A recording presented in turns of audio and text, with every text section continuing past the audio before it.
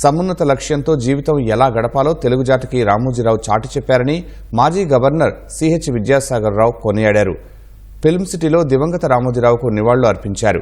ఈనాడు MD Kiran, Margadarsi MD Sailaja Kiran, Ramoji film city MD విజయేశ్వరితో పాటు ఇతర కుటుంబ సభ్యులను పరామర్శించారు. రామోజీరావు మృతి పట్ల ప్రగాఢ సానుభూతి తెలిపారు. నాకు రామోజీరావు గారితో నాకున్నటువంటి సంబంధం బహుశా చాలామందిని మర్చిపోయి ఉంటారు. అంతేకాకుండా రామోజీరావు గారు అసలు పర్పస్ ఆఫ్ లైఫ్, ధ్యేయపూర్వమైనటువంటి జీవితాన్ని ఏ విధంగా గడపాలో అనేది మొత్తం మన తెలుగు జాతికి చాటి చెప్పినటువంటి వ్యక్తిత్వం.